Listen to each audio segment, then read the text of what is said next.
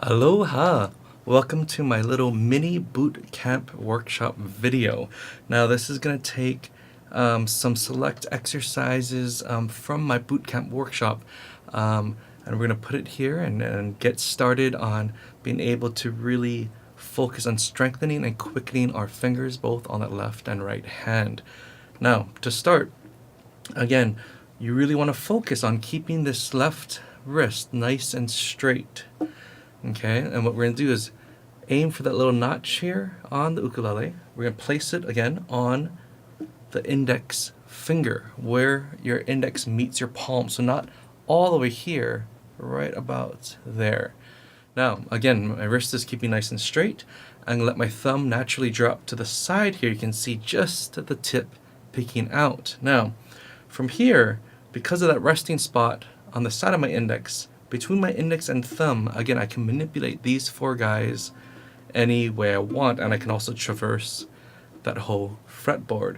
So, I challenge you guys, if you practiced, using that thumb in the back, again, this is going to be a lot harder to hold down chords and traverse that whole fretboard because you're pinching with that little muscle here rather than using these bigger muscles in your forearm. Now, the first exercise we're going to talk about is the spider exercise. This one is again introduced by my good friend Aldrin Guerrero, brilliant performer and teacher as well. We're going to put all four fingers down on the G string. The G string is, of course, the string closest to your face. Now, with these four fingers down, we're going to label them 1, 2, 3, 4. And again, it's nice relaxed hold, and make sure you can take them off and on just to make sure we're not over squeezing. Now we're going to label them 1, 2, 3, 4. We're going to pick up 3 and 4 at the same time. Wiggle, wiggle, wiggle. Now we're going to drop them down at the same time, one string below. So from the G string, you're going to lift off 3 and 4 and then drop them down one string below. Then we're going to take 1 and 2 off, follow to the same strings, making sure they drop at the same time. 3 and 4 down again, followed by 1 and 2, 3 and 4 all the way down, followed by 1 and 2. And we can work our way back up, 3 and 4, 1 and 2, 3 and 4, 1 and 2, 3 and 4, 1 and 2. Now, version 2. Reset one more time on the G string, 1 and 4 off, wiggle, wiggle, wiggle, drop them down at the same time to the C string, then followed by 2 and 3, 1 and 4, nice and relaxed, 2 and 3, 1 and 4, 2 and 3. Come back up, 1 and 4, 2 and 3, 1 and 4, 2 and 3, 1 and 4, 2 and 3. Great job. Now, the last one, the harder one, or hardest, I should say, 2 and 4 comes off now. 2 and 4, wiggle, wiggle, wiggle, drop them down one string, followed by 1 and 3 off, and then on together. 2 and 4, 1 and 3, 2 and 4, 1 and 3. Come back up, 2 and 4, 1 and 3, 2 and 4, 1 and 3, 2 and 4, 1 and 3. Now, the purpose of this exercise is to really showcase how ingrained some of these pairings of our fingers that we already have. And some of these chord shapes, we need some of this individual finger control. So what this is going to end up doing is helping regain our fingers back a little bit, and being able to control them so that we can tackle whatever chord that may come our way, and rather than being frustrated that we can't necessarily do them or not. But a lot of it, again, is just being able to manipulate those fingers and to really break the mold that we already have. Now, in our online curriculum and with ArtistWorks, or in my main bootcamp workshop, there are a couple of variations on that spider as well. But we're going to push forward for now. And going back to that wrist for just a second, for bar chords, we will need that thumb in the back. But again, I don't want to see a thumb right behind the bar because again, you can feel that pinch come up really quickly. What you want to end up doing is pulling back into your body with this bar. See that I'm pulling this way? and I can even wave my thumb at you. And what I'm doing is with this forearm, I'm pulling back this way. So there's this kind of seesaw that happens. So with that in mind, I can wave my thumb and still get a nice bar chord. Now when you do use your thumb, think of it as just that little extra on top. So we're going to have our thumb pointed up toward the headstock, about 2 to 3 frets above my bar. So you're going to feel that leverage change where you're feeling that energy kind of roll into your bar rather than squeezing the heck out of it. Okay? So about there, and again feeling that energy roll off into that bar. Now, and again here, it's always easy to get energy on the tip of your finger. And then sometimes it sounds like that. And again, what's happening is that as you squeeze harder, you're trying to make a fist. So that's why this part of your fingers turns white, because you're squeezing really hard, but it's also trying to lift up this part of your finger. So when I'm pulling back, with that in mind, I'm actually holding more pressure on this part of my finger and letting the energy roll off to the tip. You see that? So I'm mainly pulling back right here. And that allows me to get a cleaner sound on the harder strings there. All right, now moving forward. Scales. The reason why we're pushing scales right away is that scales are the foundation for a ton of different things. All the licks, all of the solos that you hear are all selective notes within a scale. So the more familiar we are with scales, the easier things will come down the road. Now, we're going to start off, and this particular we have a couple versions that we're going to do, and I'm playing a high G ukulele right now. Some of the things will sound different on a low G, but it's still a great technique to start building as we push through the different versions. Version 1, what we're going to do is we're going to ignore the G string for a second. So we're going to ignore the top string to your face, and we're going to go 1 below. So instead of the string closest to my face, I'm going to go 1 below it to the C string. Alright, so the notes that we need to play is the open C, and then the 2nd fret. Again, open C, 2nd fret, open C, 2nd fret. Alright, so for the C string, that's all we need to memorize. Open and 2. Next string down, the open E, and then 1 and 3. Again, open, 1, 3. Last time, open, 1 and 3.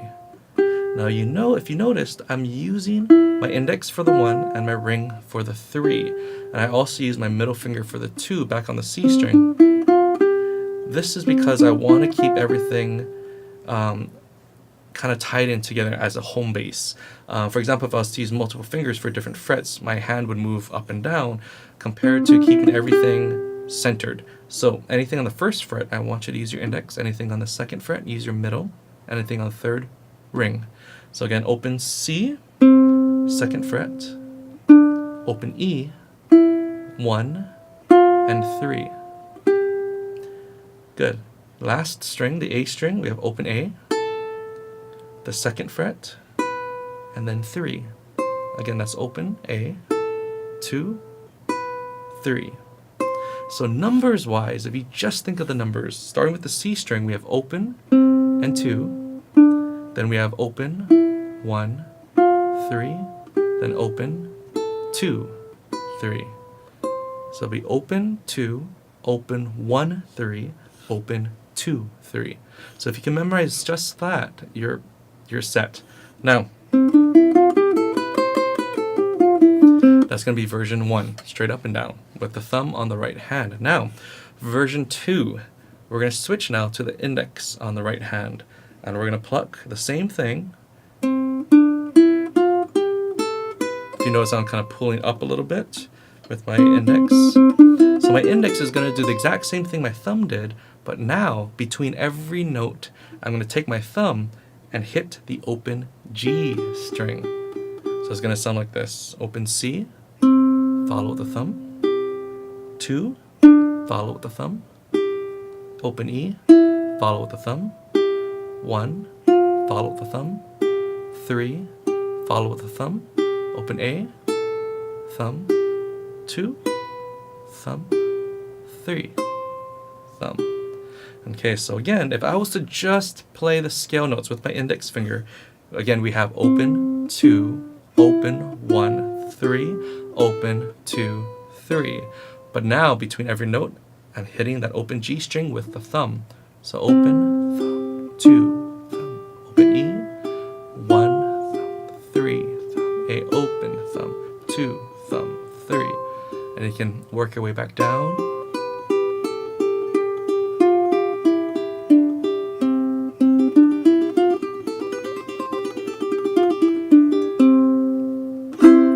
Alright, so that's version 2.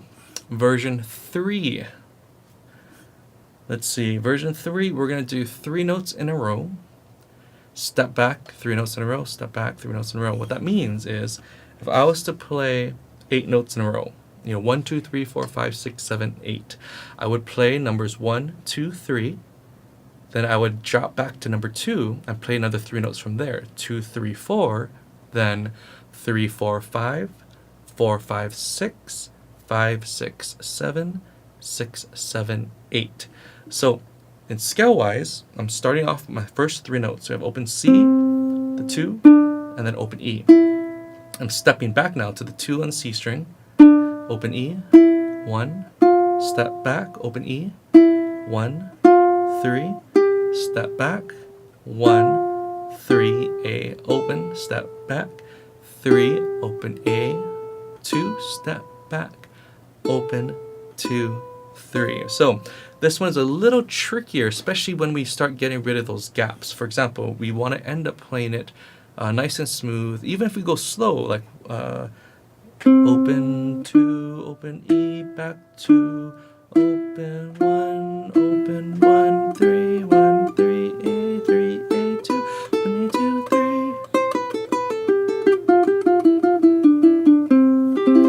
And again, we can take something as simple as the C scale and make it much more melodic by just giving it a pattern, chopping it up a little bit. So again, it's 3 notes in a row in the scale, step back, do another 3 notes, step back 1, 3 notes, step back 1, 3 notes, etc.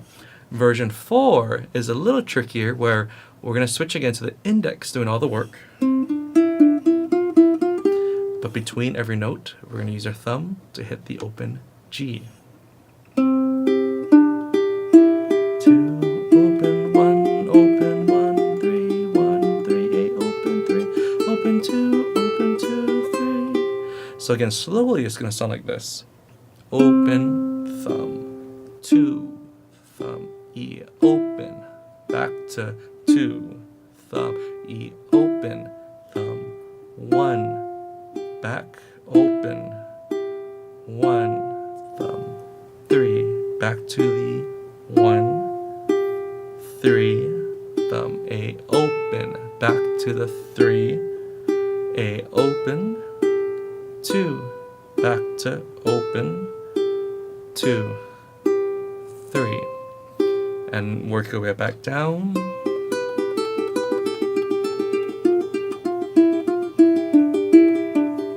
And already you can see how beautiful something even like the C scale can really be.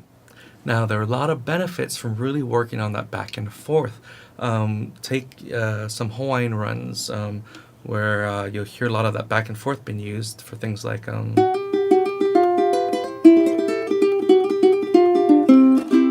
a lot of that is played off of manipulating that open or that G string with other notes.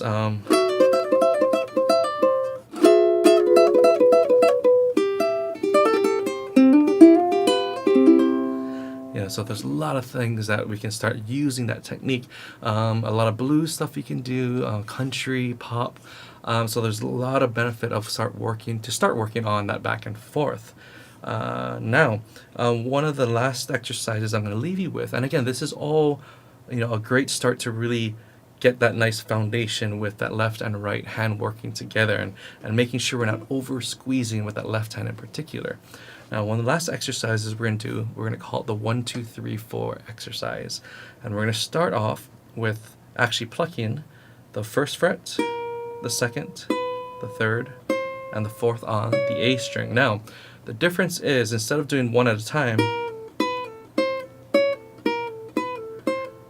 I'm gonna make sure to keep these fingers on to make sure those notes ring for as long as possible.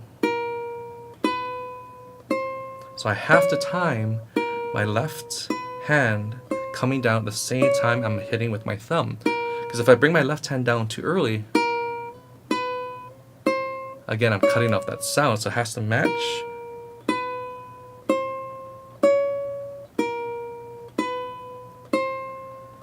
Alright, so we're going to do that 4 times. Then the next variation is 1, 4, 3, 4. So we have 1. I'm going to bring all 4 down, drop to my 3, back to my 4. Again, 1, 4, 3, 4. 1, 4, 3, 4. Good. Next variation is 1, 4, 2, 4. So 1, all 4, drop to the 2, and back to the 4. Again, 1, all 4, drop to the 2, back to 4. Then we're going to do 1, 3, 2, 3. So 1, 3, drop to the 2, back to 3. Last time, 1, 3, 2, 3. And the last variation is 4, 3, 2, 1. So I'm going to hold all 4 down, hit 4, drop to 3, drop to 2, drop to 1.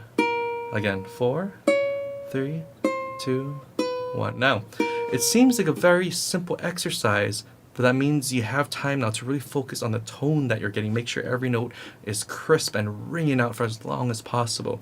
So again, the order total is, again, you're going to do each variation 4 times each. So 1, 2, 3, 4, 1, 4, 3, 4, 1, 4, 2, 4, 1, 3, 2, 3, and 4, 3, 2, 1.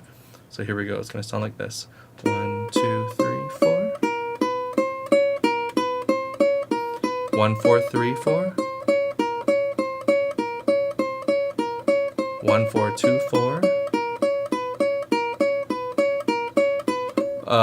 Sorry, 1, 3, 2, 3. I forgot which one I was on. And last one, 4, 3, 2, 1. And then you can move up 1 step and start from there.